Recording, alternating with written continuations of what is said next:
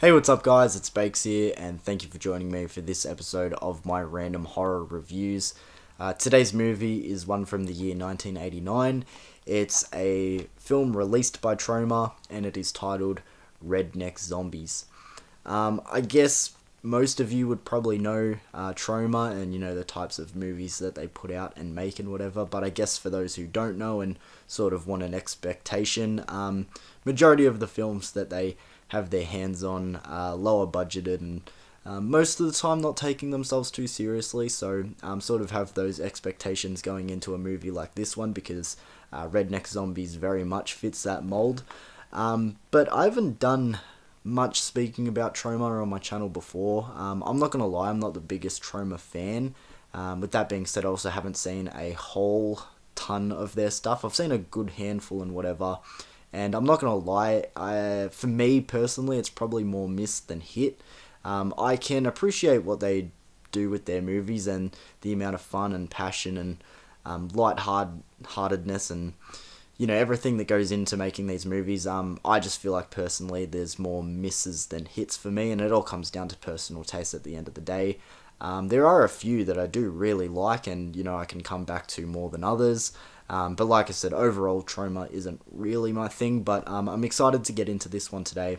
I guess before I get into my thoughts of this movie, let's quickly get into the plot for Redneck Zombies. So, a barrel of hazardous chemicals is lost by the army and found by a family of rednecks who turns it into moonshine. And now whoever drinks the moonshine is transformed into these really gross infected zombies and are pretty much eating anybody that they come across. And that's really the plot for Redneck Zombies. There's not really much else to dive into there, so let's get into my thoughts of 1989's Redneck Zombies. So regardless of whatever you think of a movie like this one, where it's lower budgeted and more so on the goofier side of things, you can still tell how much fun went into making a movie like this one. And the same could be said for the performances, whether they're good performances or bad or, very over the top. It seems to be that the cast is also having a blast in this movie. And what I'm bringing up now might not seem like a major saving grace for a movie like this one, where I know for a fact it's definitely not going to be for everybody. But I find it to be really beneficial for a movie like this one because it just adds so much charm.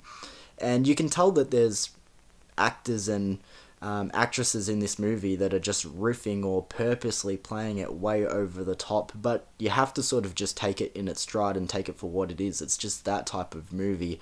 An easier way to explain it is if you are someone who has seen a Troma movie before, because I remember the first time watching something from Troma and sort of being caught off guard. I didn't expect it to be so low budgeted and so goofy and so wacky.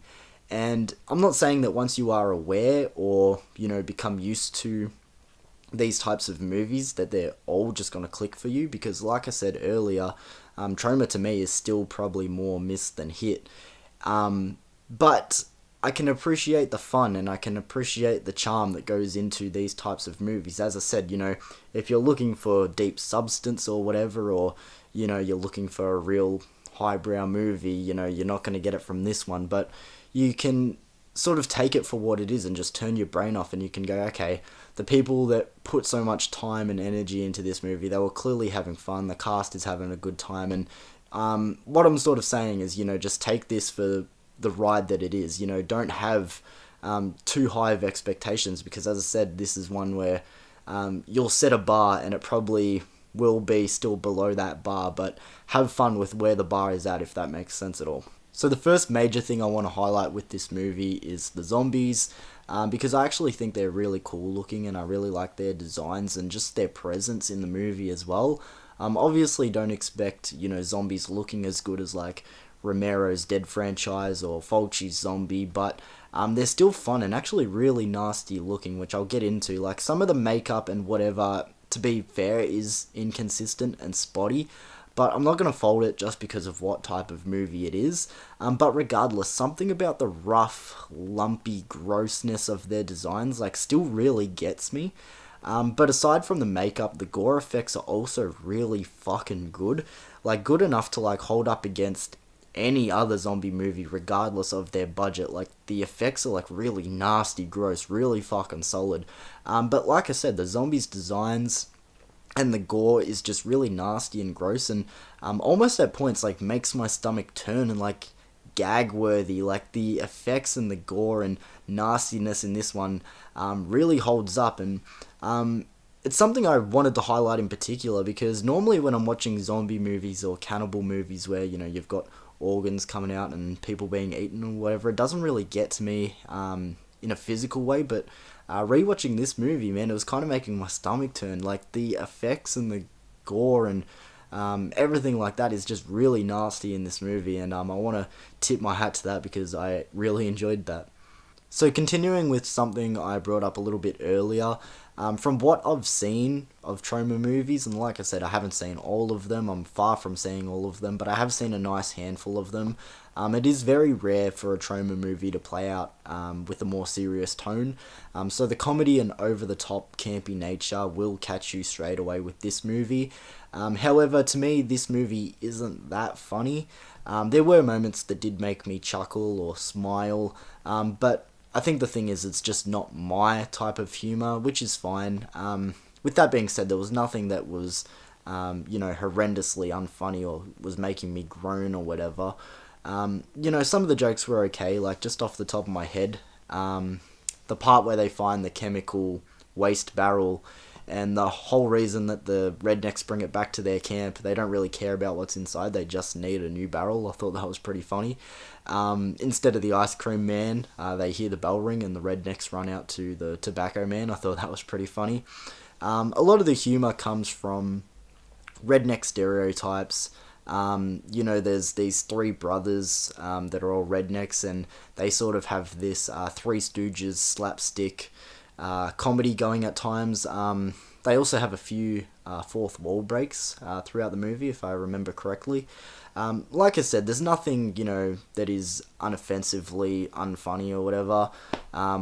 It's just mostly not my type of humour, but as I said, it is something you need to expect with this movie. It's equally comedy as it is horror. It's just a matter of if it's your type of humour or not. And for me, unfortunately, not every joke in this one landed. So moving on and getting into the story now, and it really is as basic as I explained it earlier, just a bunch of rednecks off in the woods who stumble upon this barrel of hazardous chemicals, which they turn into moonshine, leading to an infectious zombie outbreak. There's not really much to deep dive into there, but the idea is fun, and I think an underrated part of the story is watching the moonshine and in return infection get spread between others. Like, you've got these rednecks who sell their moonshine to other rednecks and just to whoever they stumble upon, and they try and haggle with them, trying to get them to buy their moonshine, which gets them infected. And I thought, as I said, that was a really fun part of the story. Firstly, because I think it introduces a variety of fun, creative side characters. Like I said, they have to go around and sell it to people, so that's when you start to get more of these side characters come through. You've got these two redneck kids who are left alone, so they're going to try the moonshine, and then you've got this redneck dirty mum who is literally giving the moonshine to her infant baby. By the way, the cutest zombie by the end of the movie. They go to this guy's house who is obviously a serial killer, but they're just not clicking that he's a serial killer. I thought that was pretty funny. A serial shaver who is posing as a hitchhiker. And then, of course, you've got the group of campers who are, I guess, our main victims in this movie. But another reason why I really like the spreading of the moonshine and, that whole story point going on there is because by the end of the first act, the movie does get a little bit meh for a while. Maybe the first 25-30 minutes. We are spending a lot of time bouncing between the redneck family and the main group of victims being the campers. And it's sort of the same jokes repeated for a while, and you're like, okay, I need to see some new faces. I need something different. And like I said earlier, once they make this batch of moonshine and they're going around and visiting all these side characters, it makes the movie have a little bit of a fresher tone, as it moves on. And like I said, probably one of my favorite parts of the story there. So as I start wrapping up my thoughts for this movie, I've probably made this out to be a movie that I enjoy more than what I actually do. And before I go any further, I'm not saying that this is a bad movie or that I hate it. I've probably just done a lot more defending of this movie because of the type of movie that it is. There were a lot of things about this movie, I still don't really care for upon rewatch. I didn't care for the scenes of them getting high or getting drunk on the moonshine, or even the acid trip surgery scene.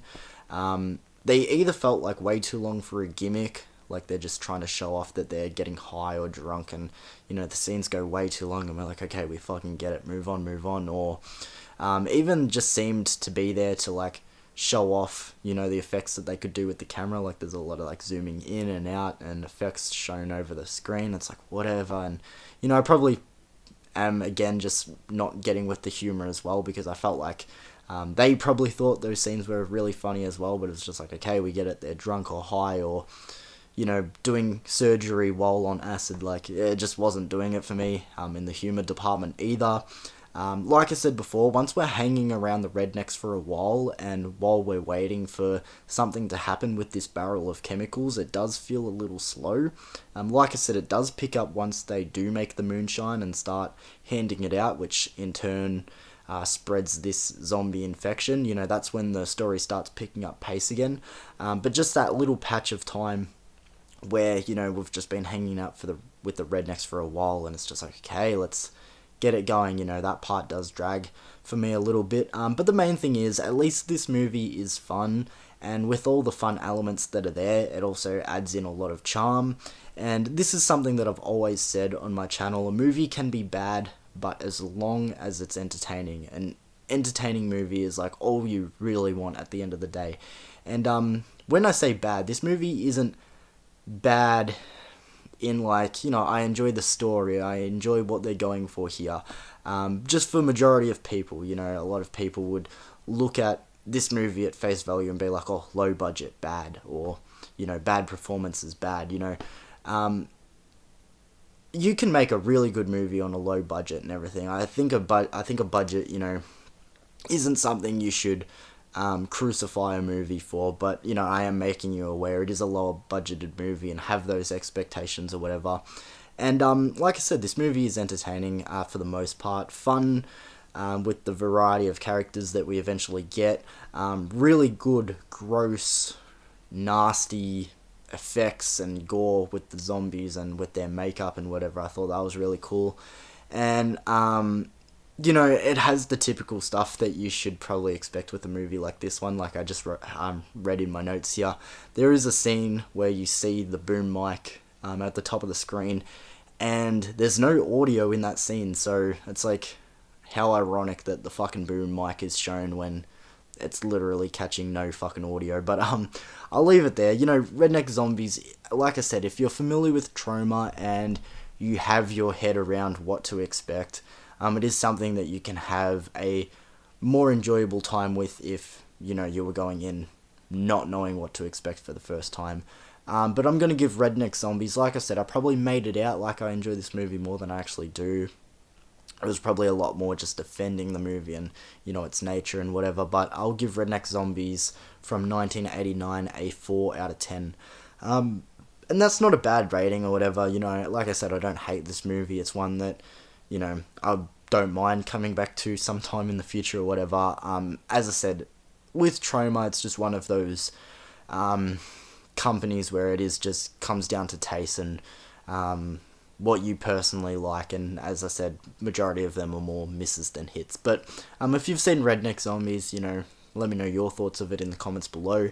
If you are someone who has had a major deep dive into Troma and you know a lot of Troma's horror movies, drop some of the better ones in the comments below, because maybe I haven't seen them and I should get around to checking them out, which I definitely will.